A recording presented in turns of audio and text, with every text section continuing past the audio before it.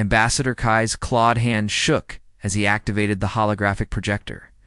The images that filled the chamber made even Earth's hardened military leaders lean back in their seats. Entire planets reduced to barren rock, cities that once housed millions now, nothing more than empty craters. Star systems that had thrived for thousands of years, wiped clean of all life.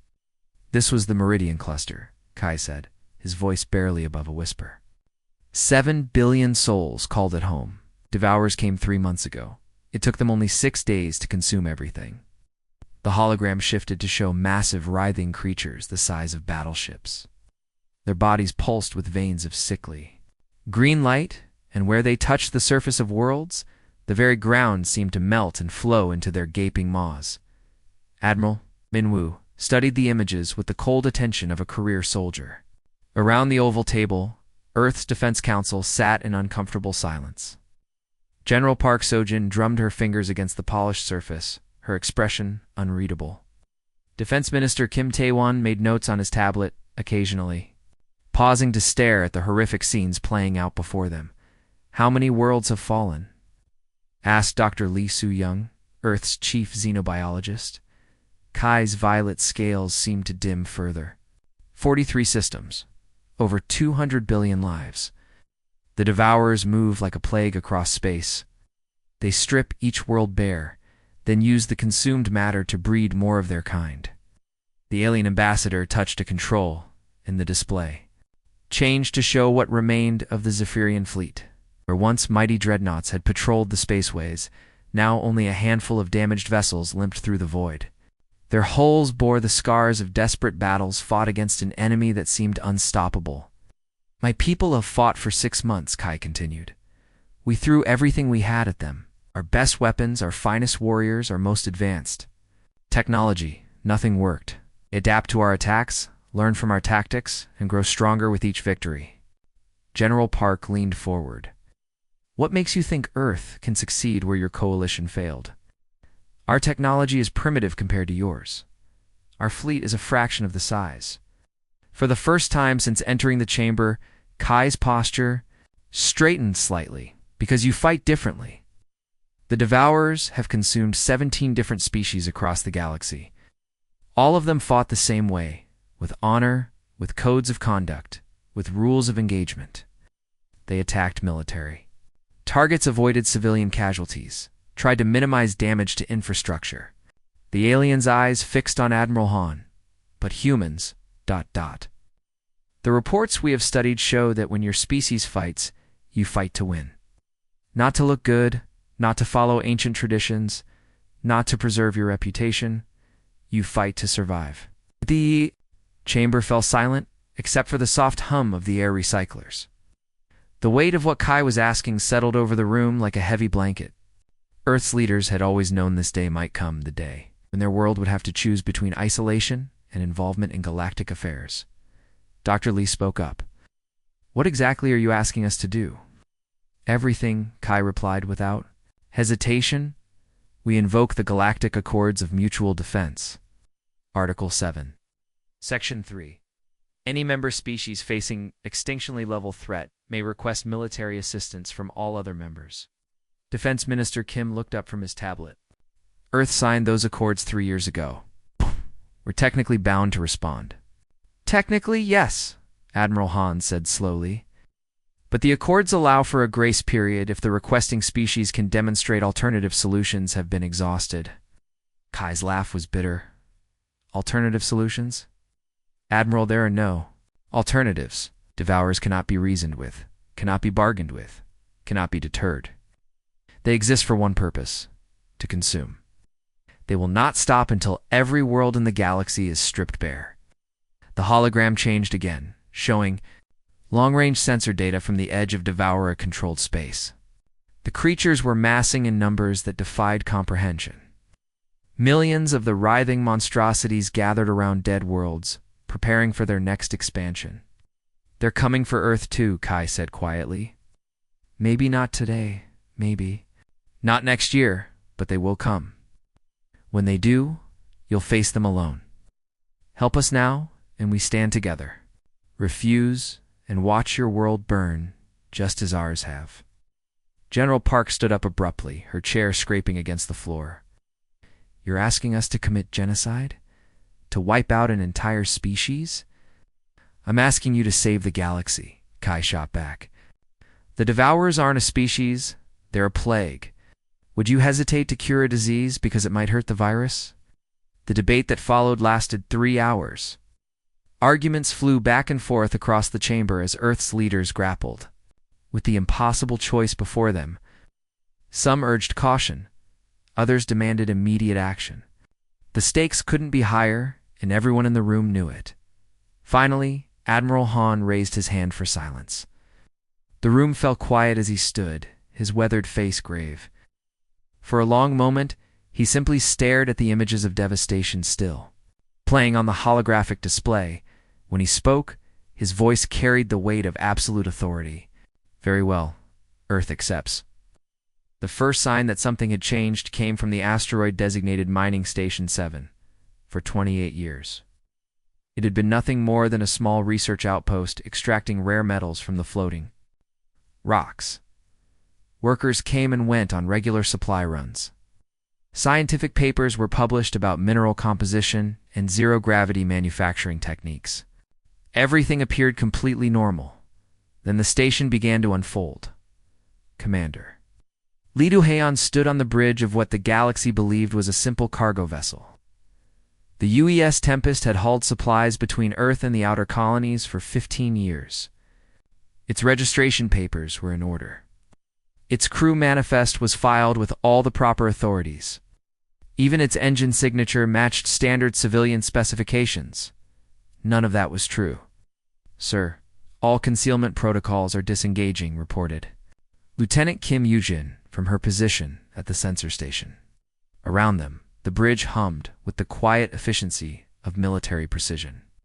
Hidden panels slid away to reveal tactical displays.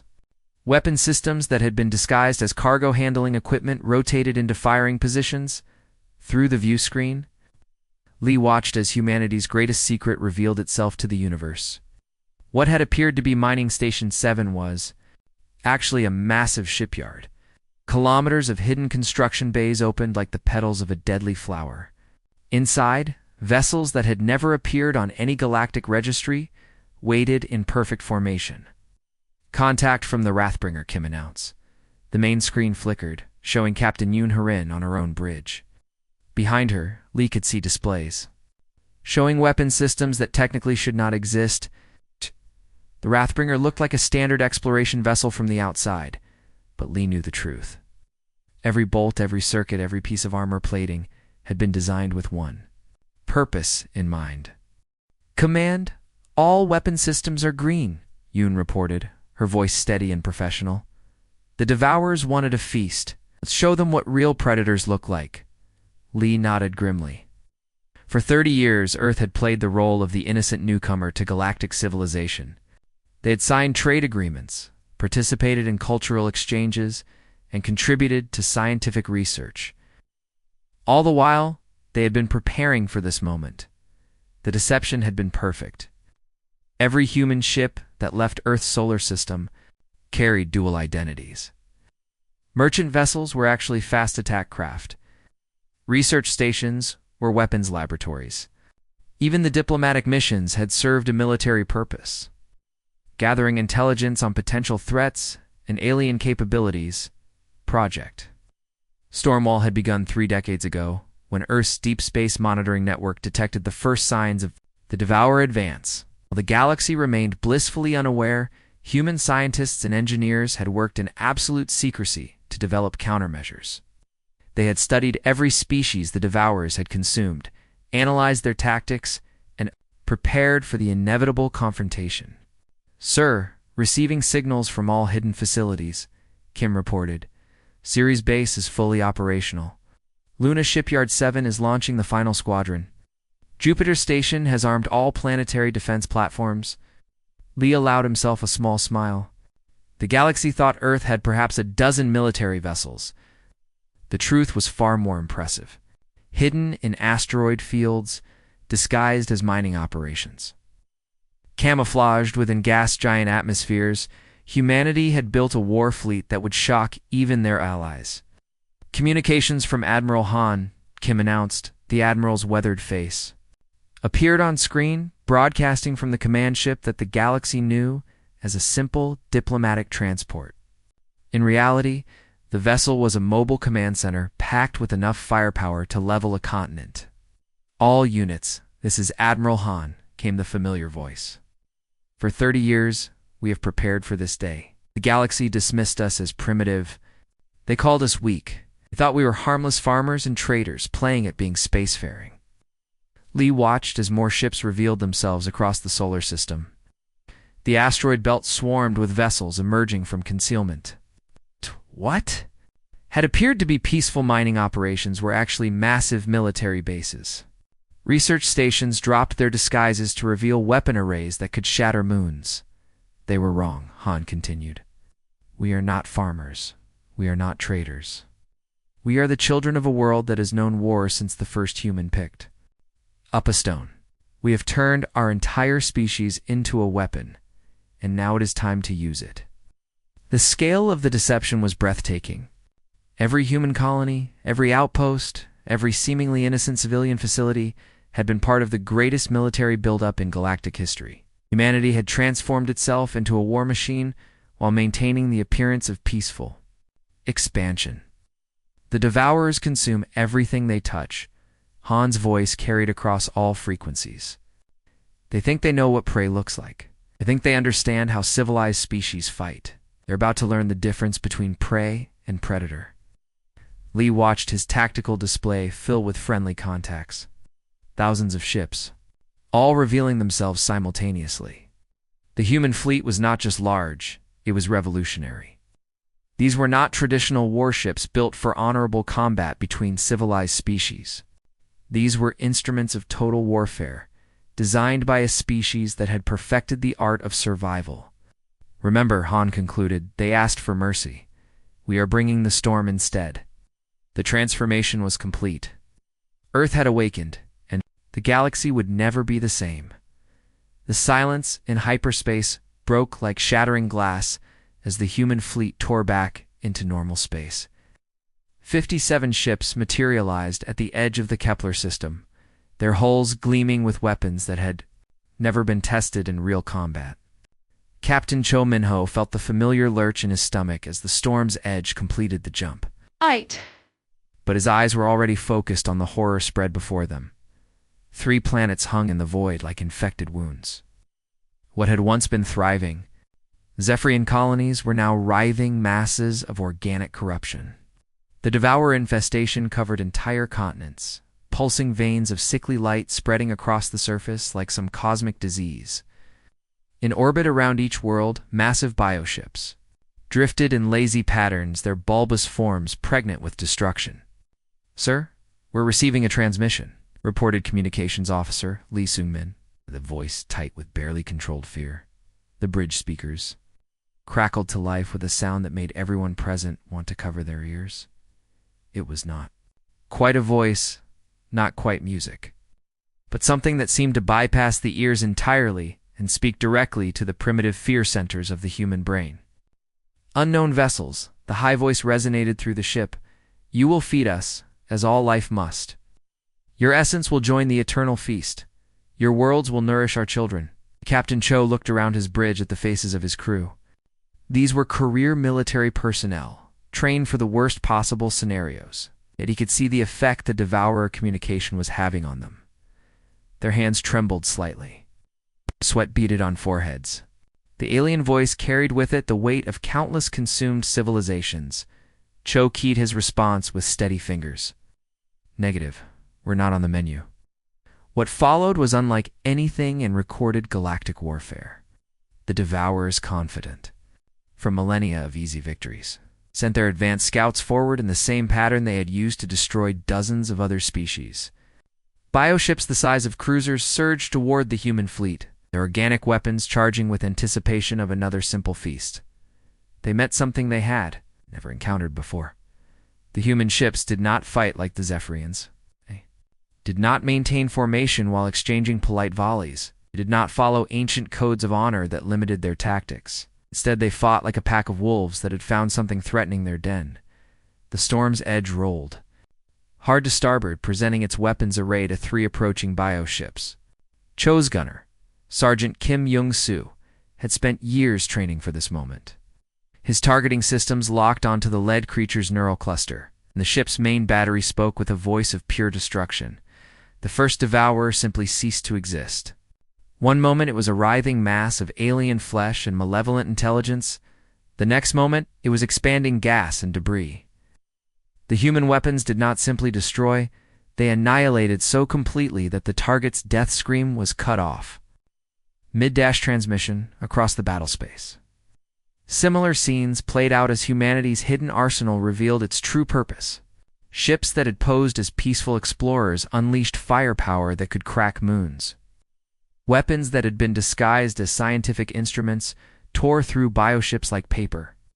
The devourers used to prey that, fought desperately but predictably, found themselves facing something that defied all their experience.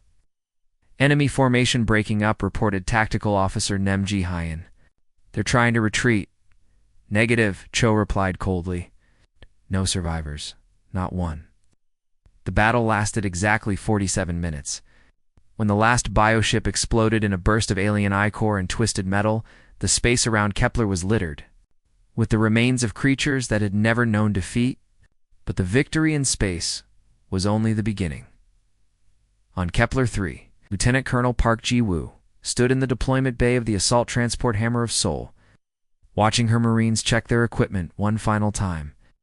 Through the viewports, she could see the infected surface of the planet below. Vast organic structures pulsed across what had been cities. Devourer ground forms moved in patterns that suggested intelligence, but an intelligence so alien that human minds could barely process it. Listen up, Park called to her troops. These things have eaten their way through half the galaxy. They think they know what prey looks like. They think they understand how civilized species fight. She hefted her rifle, a weapon that fired rounds designed specifically to disrupt devourer biology. Around her, 200 of Earth's finest soldiers, prepared to drop into hell itself. They're wrong. We're not civilized when we fight.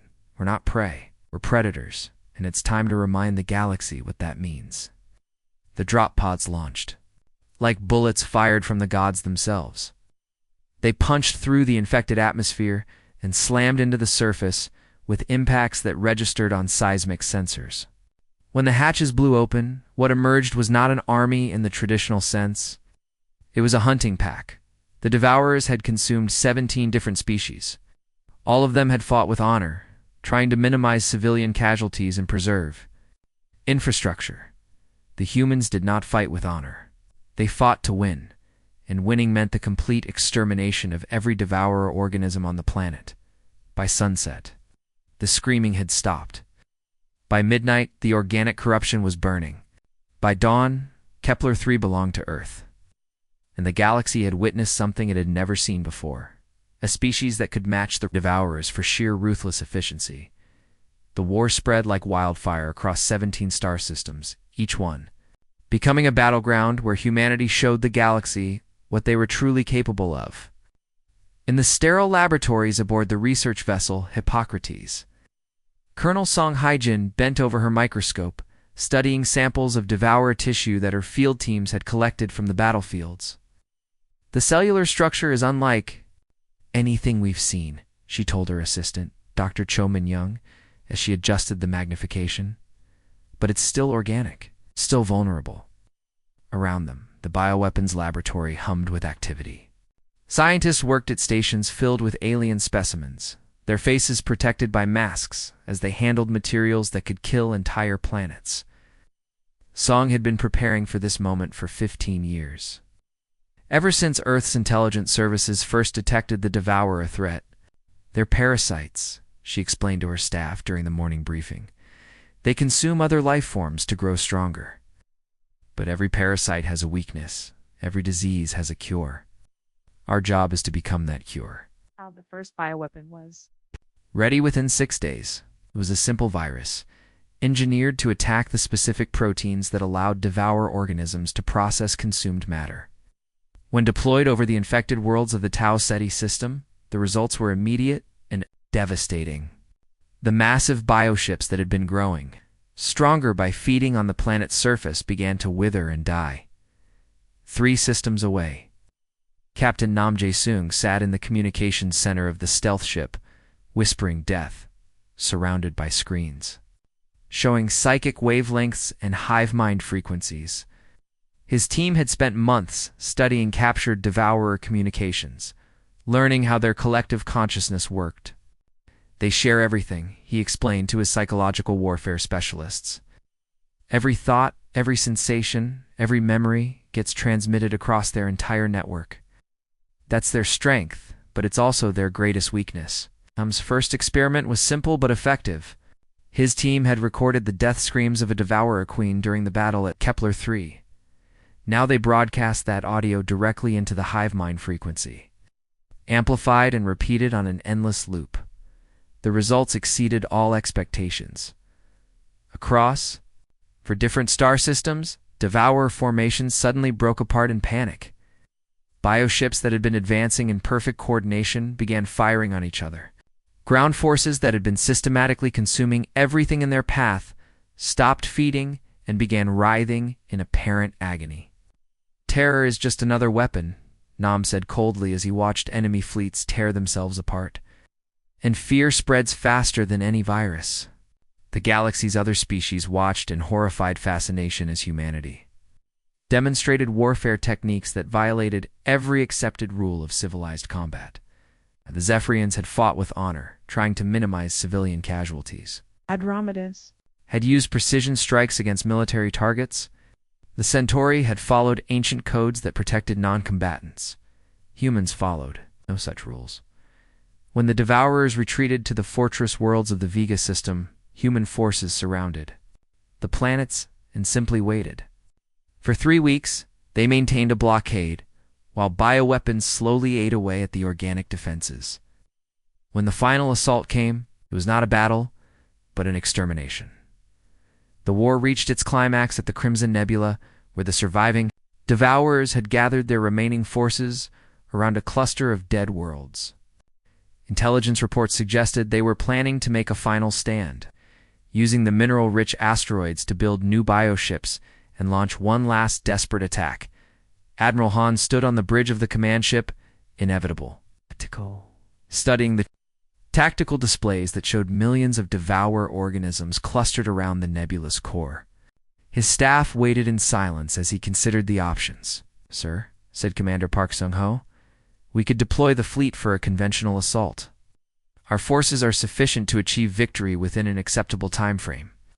Han shook his head. Slowly. Acceptable casualties are still casualties. And as long as even one devourer survives, the threat remains. He turned to his weapons officer. "Deploy the Helios array." The weapons officer hesitated. "Sir, the Helios array is designed for planetary sterilization. Using it on this scale... ... Some infections require amputation," Han stated matter-of-factly. "Execute the order."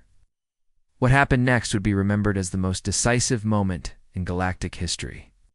The Helios array was humanity's ultimate weapon, a series of satellites that could focus stellar energy into concentrated beams capable of cracking planets. Earth had built it in secret, hoping never to use it.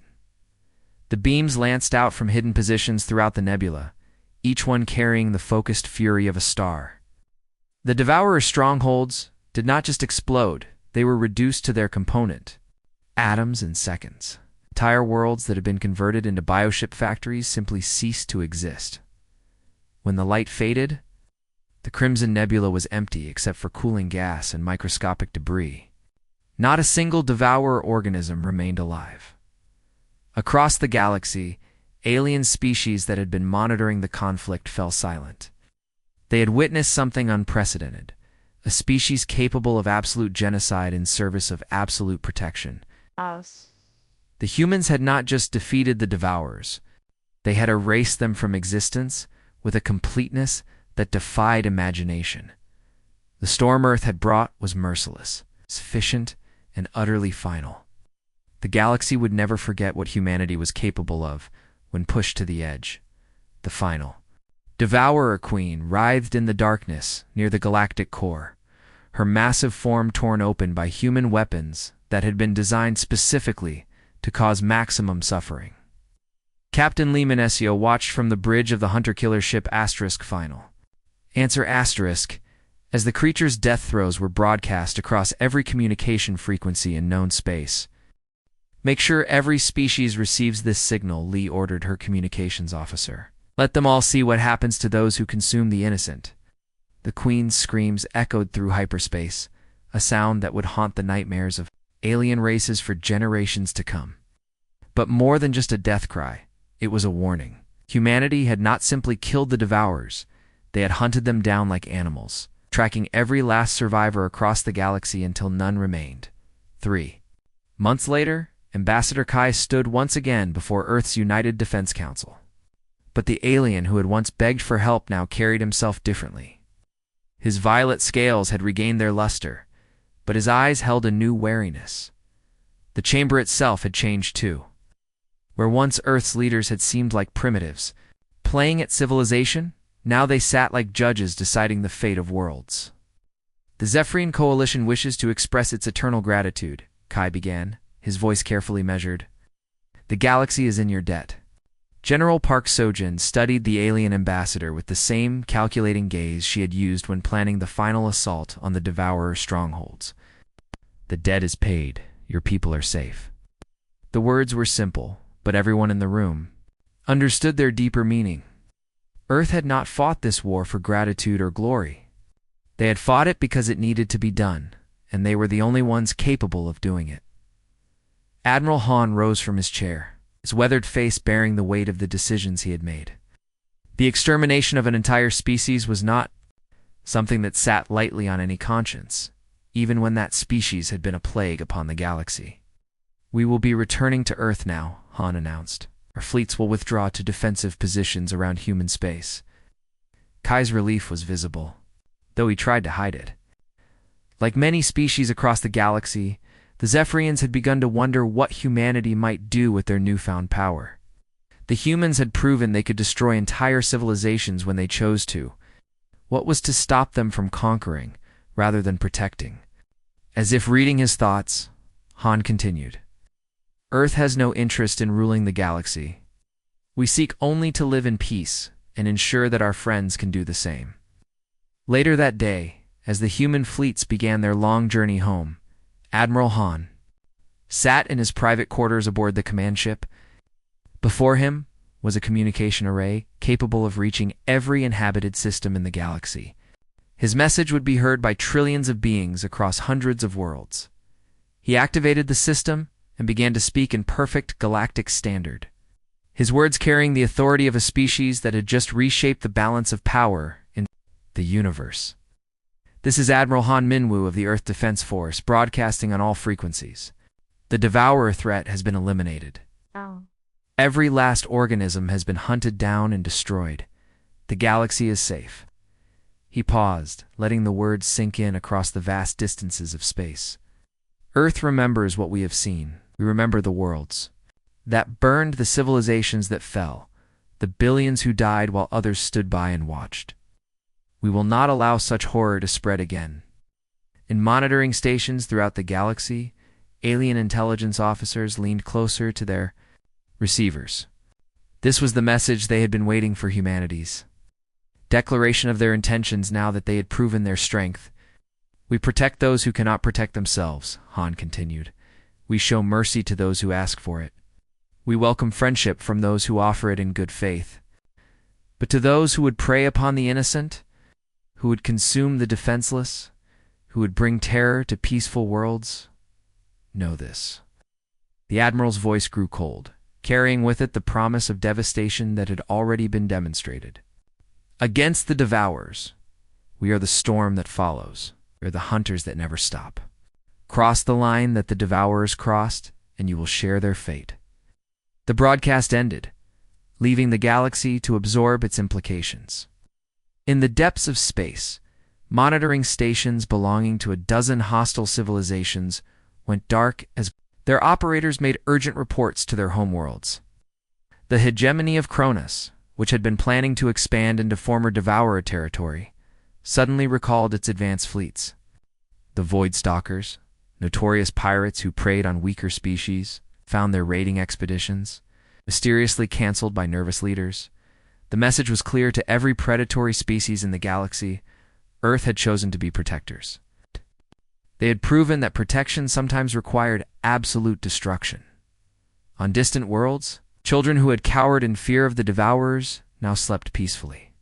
But in the war rooms of aggressive civilizations, military planners stared at tactical displays and tried to calculate whether their ambitions were worth risking humanity's wrath. The storm had passed, leaving the galaxy forever changed. Where once the strong had preyed upon the weak with impunity, now they had to consider whether their actions might draw the attention of a species that had turned genocide into an art form in service of protection. Earth had spoken, and the universe was listening.